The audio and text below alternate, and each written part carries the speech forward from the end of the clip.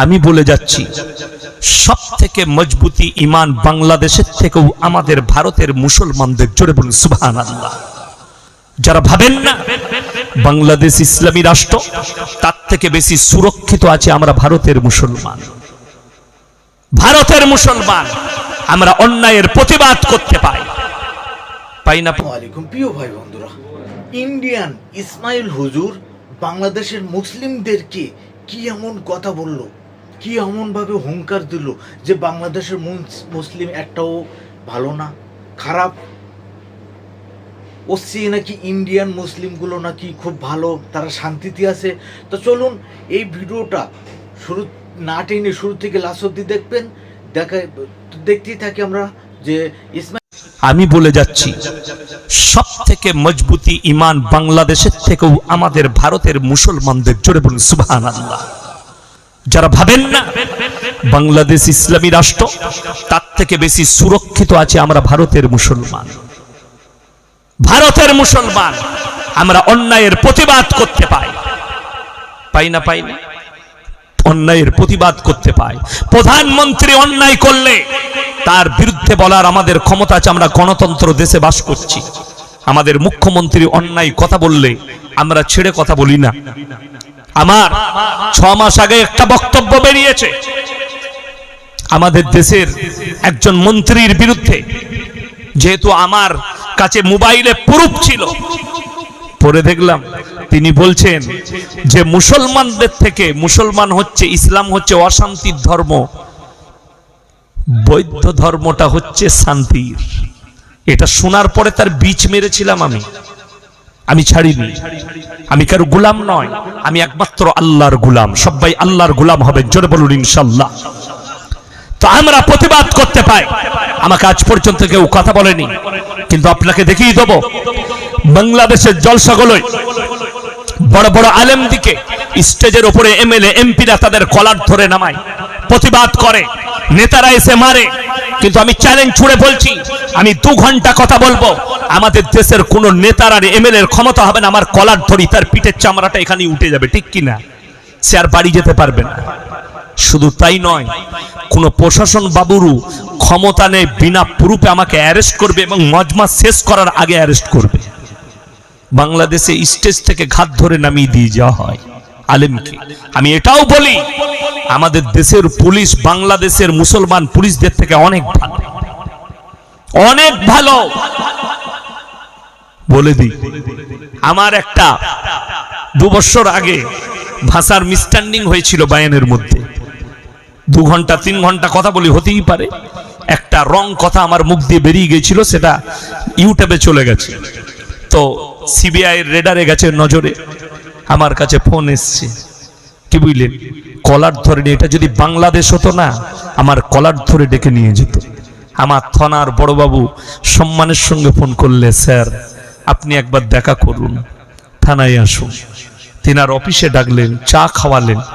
Sir আপনার এটা বহুত বড় মিস্টেক হয়েছে ভাষার, এটা কওমের কাছে খারাপ মেসেজ যাবে, ক্ষতি হবে দুটো সমাজেরই।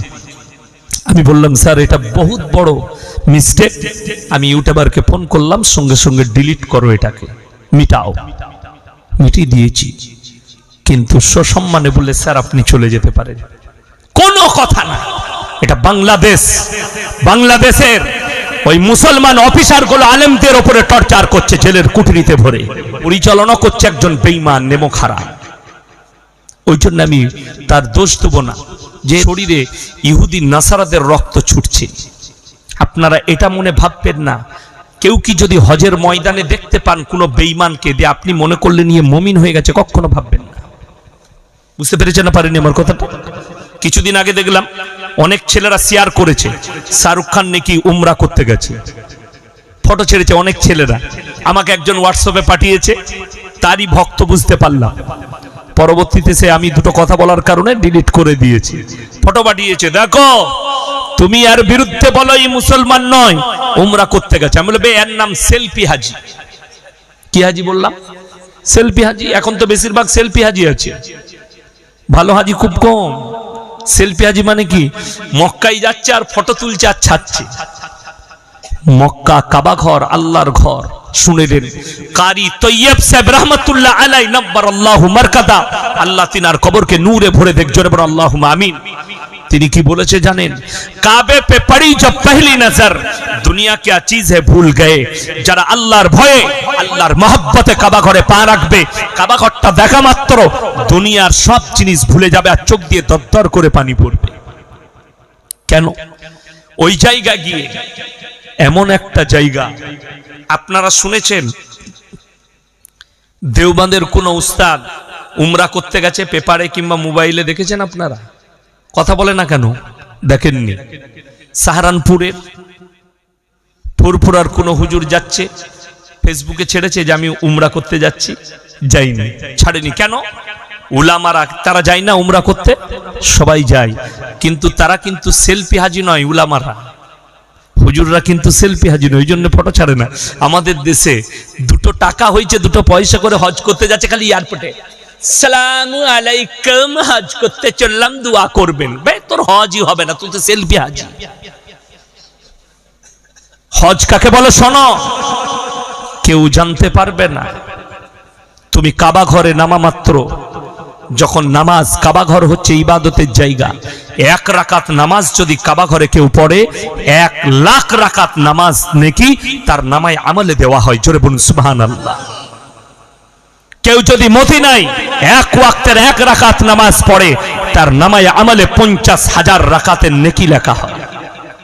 আমার ভাই, নবীজি সাল্লাল্লাহু আলাইহি সাল্লামের রওজা মুবারক যারা জিয়ারত করবে আর বলবে, আল্লাহ যখন দরুদ পাঠ করবে, আমার নবীজি বলবেন, ওগো আল্লাহ, যারা আমার উপরে দরুদ পাঠ করেছে তুমি তাদের মাগফিরাত করে দাও, তখন তুমি মাসুম হয়ে যাবে। জোরে বলুন সুবহানাল্লাহ।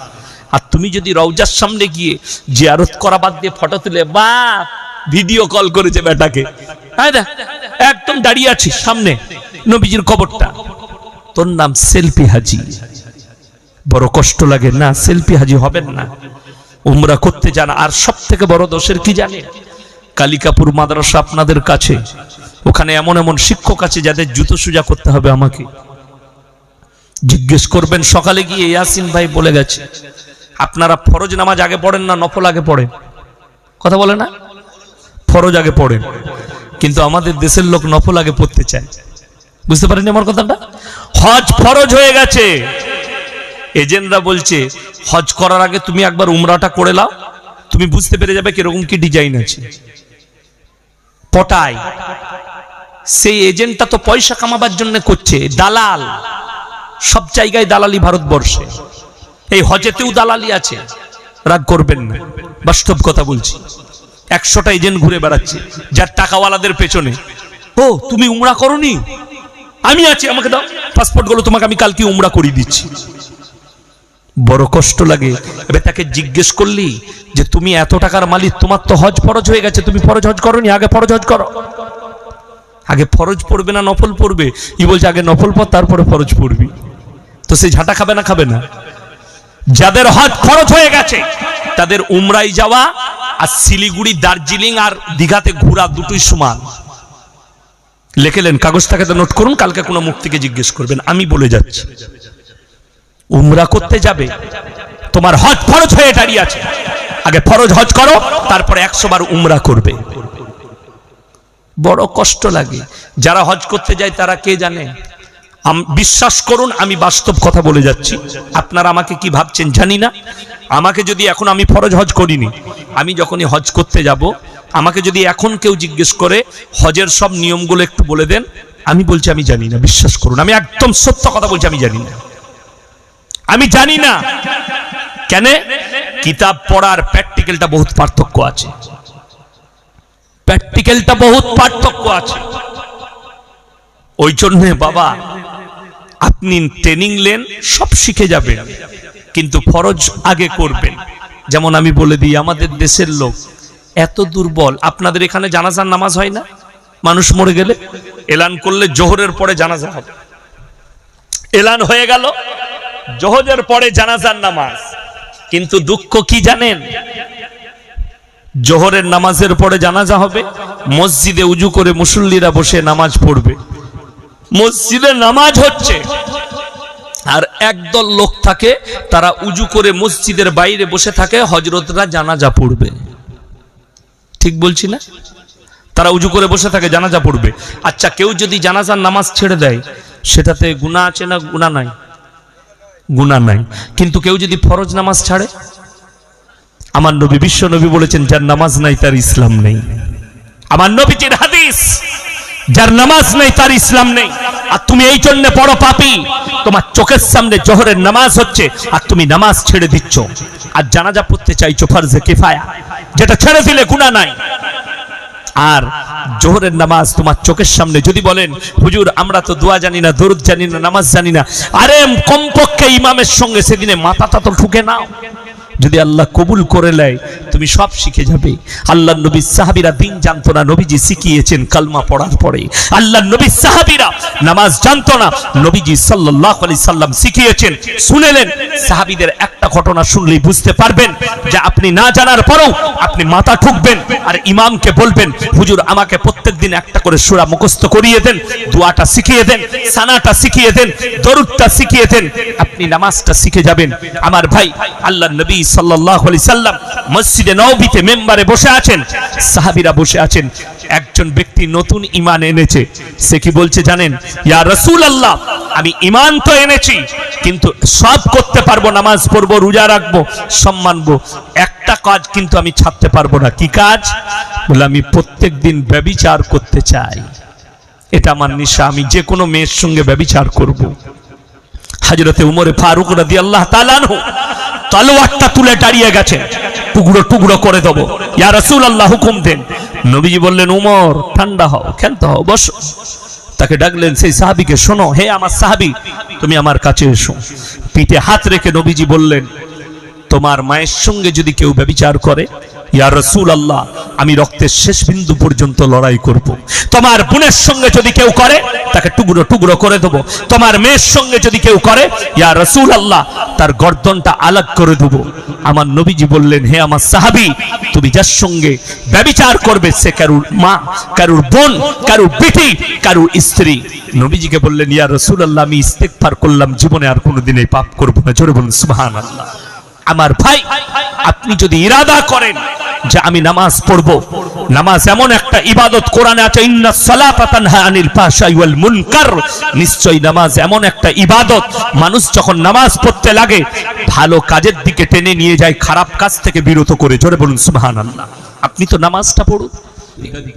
ফেরেশতা দিকে বললে ধ্বংস করো, ফেরেশতারা আল্লাহকে বললেন, আল্লাহ সবাইকে তো ধ্বংস করলাম, মারলাম, ফুটফুটে একটা সুন্দর ছেলে, একে যেন আমাদের মারতে ইচ্ছা করছে না, একে আমরা আসমানে নিয়ে যেতে চাই। আল্লাহ বললে, আমার অর্ডার আছে, নিয়ে এসো। তার নাম হচ্ছে আজাজিল। সে আল্লাহর ইবাদত শুরু করলো, রাজা বান্দাগি। এত রাজা বান্দাগি করেছে, সিজদা করেছে, আসমান আর জমিনের এমন কোন জায়গা নাই যেখানে আজাজিল সিজদা করেনি।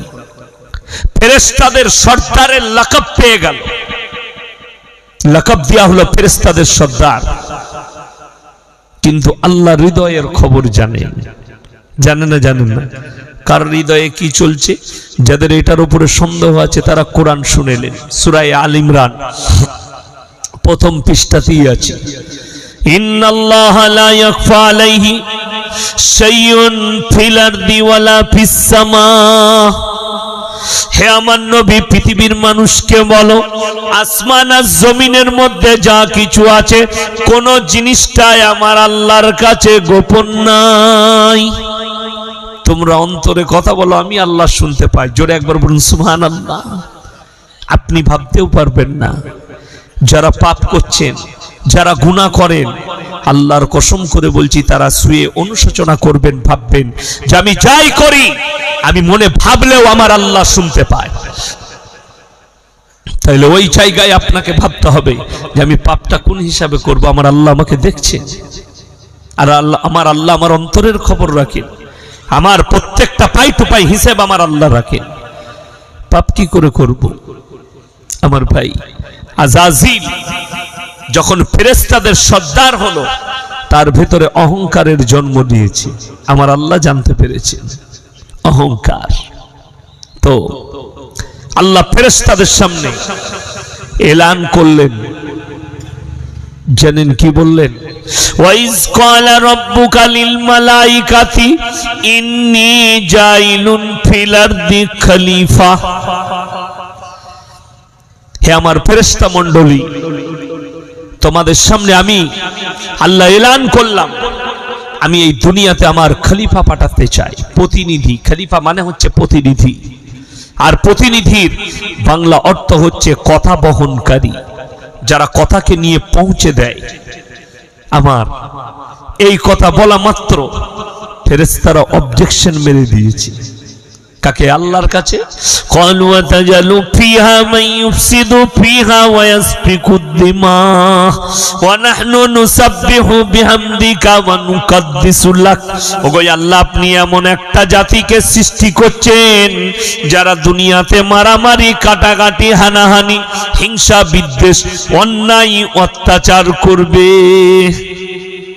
অবজেকশন মেরেছে। আমার আল্লাহ উত্তর কি দিয়েছে জানেন? ক্বালা ইন্নী আ'লামু মা লা তা'লামুন। হে আমার ফেরেশতা মণ্ডলী, আমি যা জানি তা তোমরা জানো না। জোরে বলুন সুবহানাল্লাহ। আপনার আমার হয়ে আল্লাহ উত্তর দিয়েছেন, আমি যা জানি তা তোমরা জানো না। ফেরেশতারা স্টপ, চুপ করে গেছে। কিন্তু ফেরেশতারা যে অবজেকশন করেছে, এটা মিথ্যা না সত্য বাবা? সত্য। বলে দিই, যুগে যুগে ইসলামের বিকৃতি কিভাবে ঘটেছে, ইসলামকে বিকৃত কিভাবে করা হয়েছে, মুসলমানের ঈমানকে কিভাবে ধ্বংস করা হয়েছে। যারা আমার বয়সী আছেন, আমার বয়স এখন 35 শুরু হয়েছে। কত বললাম? 35, 35। আমি কিন্তু টেস্টের মাল লয়, প্লেয়ার লয়, আমি 20-20 প্লেয়ার। এখন আমি শুরু করি নাই। আমার রাত জাগা আছে, শরীর ক্লান্ত আছে। আমার ভাই, তো আমার বয়সে যারা আছেন, স্কুলে আমরা পড়েছি থ্রির ইতিহাসে আদিম যুগের ঘটনা পড়েননি? এখনো আছে নাকি জানি না আদিম যুগের ঘটনা ইতিহাসে। পড়েননি? আপনারা পড়েছেন। গাছের ডাল মানুষের অস্ত্র ছিল। মানুষ কাঁচা মাংস খেত, ন্যাংটো ঘুরে বেড়াত জঙ্গলে, গাছের পাতা চিবিয়ে খেত, গায়ের লোমগুলো বড় বড় ছিল। দেখবেন বাঁদরের ছবি দেয়া আছে বন মানুষের মতো, ঠিক কি না? ছবি দেয়া নেই? আমি আমার দাদাজিকে জিজ্ঞেস করেছিলাম, হ্যাঁ গো, তোমাদের বাপ দাদারা কেউ বাঁদর ছিল? বলছে কেন বে? আমি বললাম বইয়ে লেখা আছে। আমার দাদা খুব রাগী ছিল, আমাকে ভালোবাসতো। তো যখন কোরআন আর হাদিসের ব্যাখ্যা বিশ্লেষণ পড়লাম, তখন মনে মনে হলো ইতিহাসটা যিনি লিখেছেন এমনি লেখেননি, 14 কেজি গাঁজা খেয়ে লিখেছে। কি বললাম? ক কেজি বললাম? 14 কেজি গাঁজা খেয়ে ইতিহাসটা লিখেছে। আল্লাহ কোরআনে বলেছে, ওয়ালাকাদ কাররামনা বনি আদম। পৃথিবীতে যতগুলো মানুষ আছে সবাই আমার আদমের সন্তান। জোরে বলুন সুবহানাল্লাহ। হযরত আদমকে আল্লাহ বাঁদর সৃষ্টি করেছিলেন। যাদের জানা নাই তারা শুনেন, বাঁদর জাতিটা আলাদা।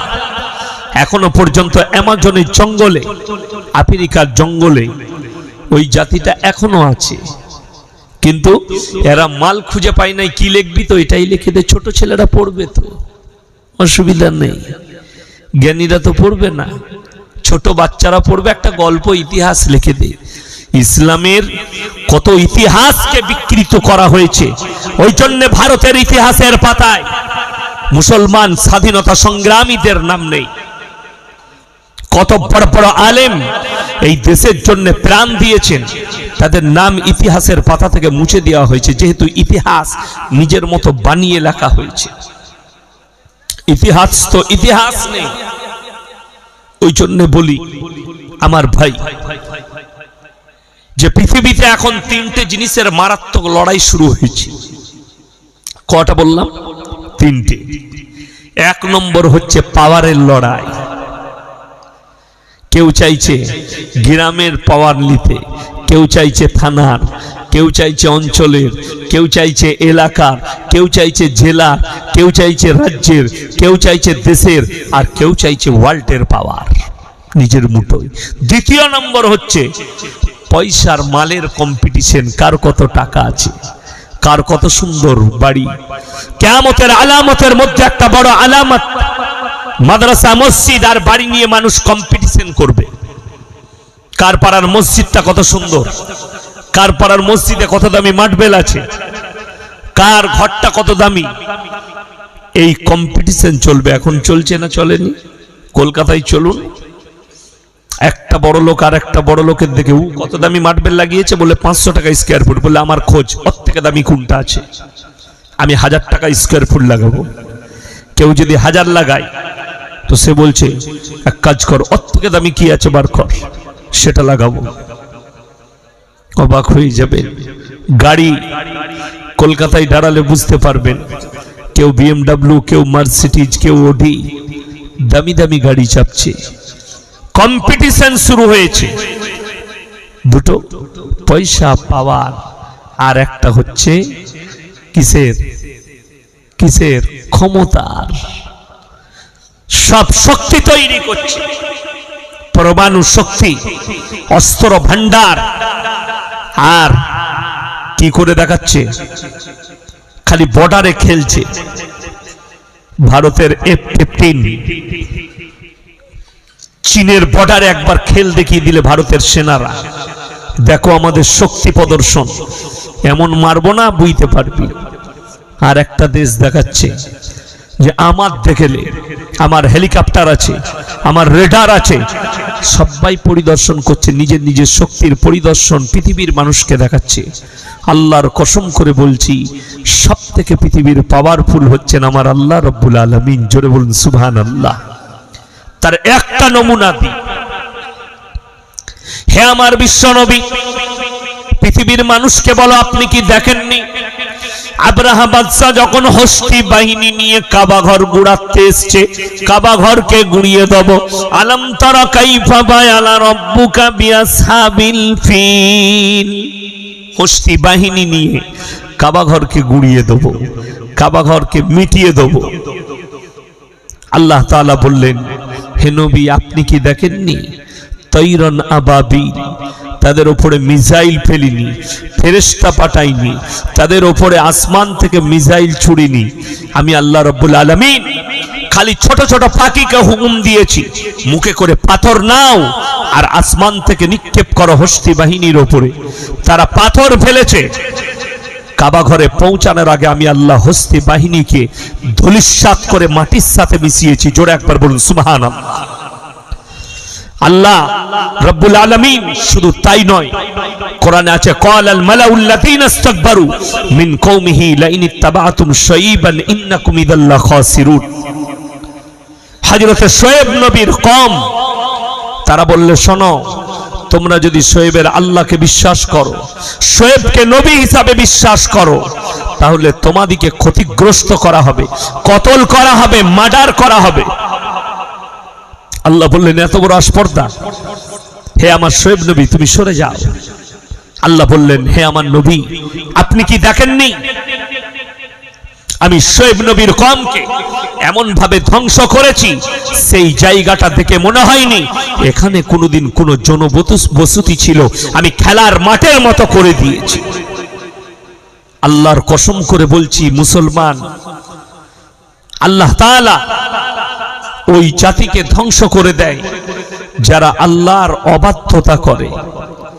যখন মুসলমান অবাধ্যতায় ছেয়ে যাবে, মুসলমান পাপেতে ছেয়ে যাবে, আল্লাহ রাব্বুল ইজ্জত ওই জাতিকে, ওই জায়গাকে ধ্বংস করে দিবেন। আপনি অনুভব করতে পারবেন না। কোরআনে আছে ওয়া কাম মিন কারিয়াতিন আহলাকনাহা ফাজাআহা বাসুনা বায়াতান আও হুম কাইলুন।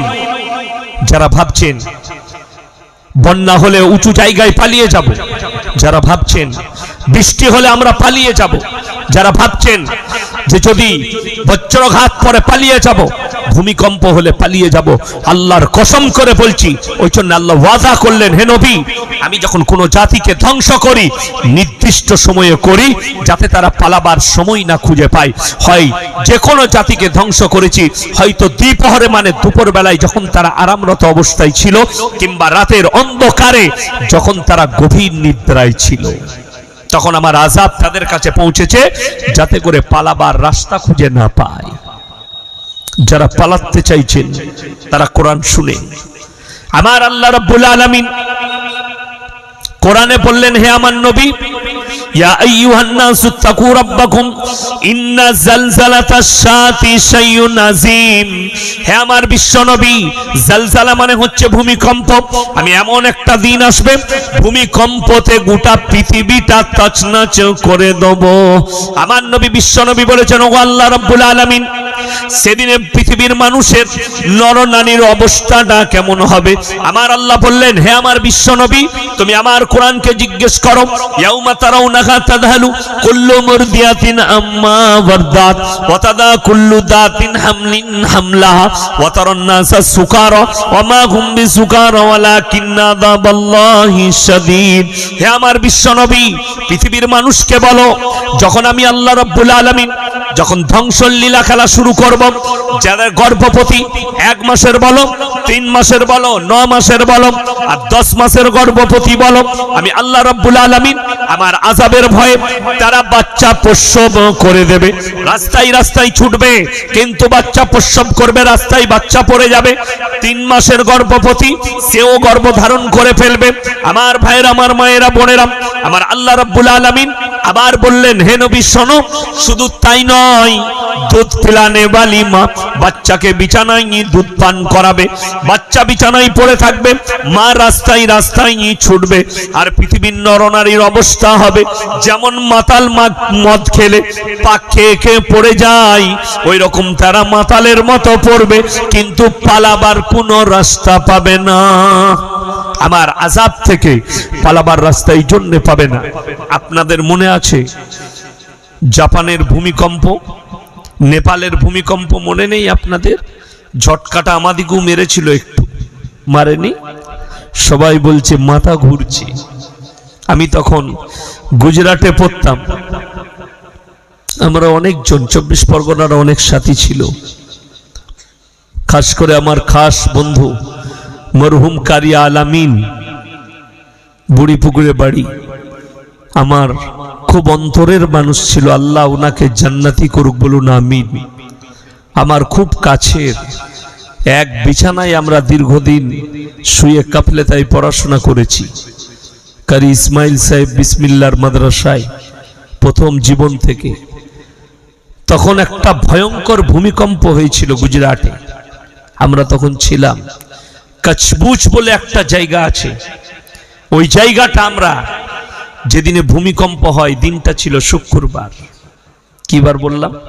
শুক্রবার। আমার খুব মনে আছে, ফজরের পরে মাদ্রাসার তালবিলিমরা খেলা করে, শুক্রবার ছুটির দিন থাকে। তো আমরা ময়দানে ক্রিকেট খেলাচ্ছিলাম, তো হঠাৎ করে যে বল করছে সেও বলছে আমার মাথা ঘুরছে। সবাই বসে গেলাম। মাঝদার বিল্ডিংটা ছোটখাটো বিল্ডিং নয়, কমপক্ষে আপনার 100 ফুট লম্বা, 150-200 ফুট লম্বা বিল্ডিং। সেই বিল্ডিংটাকে পুরো আমরা দেখতে পাচ্ছি যেন সাপের মতো নাচছে। আমরা আল্লাহু আকবার আল্লাহু আকবার পড়তে লাগলাম। ভূমিকম্প থেমে গেল। এসে দেখলাম মাদ্রাসায় কেউ পায়খানায় পড়ে গেছে, যে বাথরুমে ছিল সেখানেই পড়ে গেছে, যে গোসলখানায় ছিল সেখানেই পড়ে গেছে। এসে দেখলাম কিছু কিছু জায়গা ফেটেছে, কারোর ক্ষয়ক্ষতি হয়নি। পরক্ষণে খবর আসছে যে মারাত্মক ক্ষতি হয়েছে কচবুজ। সেখানে আমরা গিয়েছিলাম শিক্ষকদের সাথে। সেই জায়গাটা যাওয়ার পরে, দেখার পরে আমাদের চোখ দিয়ে পানি ছাড়া আর কিছু বেরিয়েনি, মুখ দিয়ে কোনো ভাষা ছিল না। কেন? মনে হচ্ছে যেন পৃথিবীর আশ্চর্য কোনো ফাল দিয়ে, আশ্চর্য কোনো ট্রাক্টর দিয়ে চাষ দেওয়া হয়েছে, যে বড় বড় এমন এমন চাং, ওপরের মাটি নিচেই চলে গেছে, নিচের বড় বড় চাংগুলো ওপরে এসছে। সব থেকে আশ্চর্যের বিষয় কি জানেন? মসজিদ দাঁড়িয়ে, মসজিদের পাশে 5 তলা বিল্ডিং মাটির নিচে। সব থেকে আশ্চর্য এটা, মসজিদ দাঁড়িয়ে, সেখানে যে মানুষগুলো বেঁচে গেছে, ফজরের পরে পরে যখন নেমোখারামরা ঘুমাচ্ছিল তখন আল্লাহ দিয়েছে। নিদ্রায় অনেক মানুষ মারা গেছে, বের হতে পারেনি। যারা বেরিয়ে গেছে, যারা বেঁচে গেছে, তাদের সঙ্গে কথা বলে বোঝা গেল ওই জায়গায় মদের ভাটি ছিল। এমনকি মানুষ মসজিদে নামাজ তো দূরের কথা, মসজিদে নিয়ে গিয়ে গরু বেঁধে দিত, মসজিদের দেওয়ালে ঠেস দিয়ে মদ পান করত। সেখানে পাপাচারী ব্যভিচার অবাধে চলতো। তাদের চোখের কান্না, চোখের পানি আমরা দেখে আমাদের চোখে পানি এসছে। কিন্তু আল্লাহর কসম করে বলছি, যে জায়গায় ব্যভিচার, মদ, গাঁজা, গুনার কাজ বেড়ে যাবে, আল্লাহ তাআলা ওই জায়গাকে ওইভাবে ধ্বংস করে দিবেন, ওইভাবে ধ্বংস করবেন। আপনি খবর নেন, যতগুলো সমুদ্র সৈকত আছে, যখন সুনামি হয় ওই জায়গাগুলোকে আল্লাহ ডুবিয়ে দেয়। এই জন্যই সব থেকে বড় পাপ হয় ব্যভিচার, জিনার পাপটা হয় সমুদ্র সৈকতগুলোয়। জানেন আপনি, শয়তান এমনি হয়নি। আল্লাহ রাব্বুল আলামিন হযরত আদম আলাইহিস সালাতু ওয়াস সালামকে সৃষ্টি করলেন নিজের কুদরতে। জোরে বলুন সুবহানাল্লাহ। কোথায় রেখেছিলেন জানেন? আদম আলাইহিস সালাম কোথায় ছিলেন? কথা বলুন, কোথায়? জান্নাতে। আল্লাহ কোথায় রেখেছিলেন বাবা?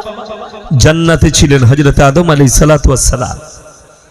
আল্লাহ তাআলা ফেরেশতাদেরকে অর্ডার করলেন, তোমরা আমার আদমকে সিজদা করো।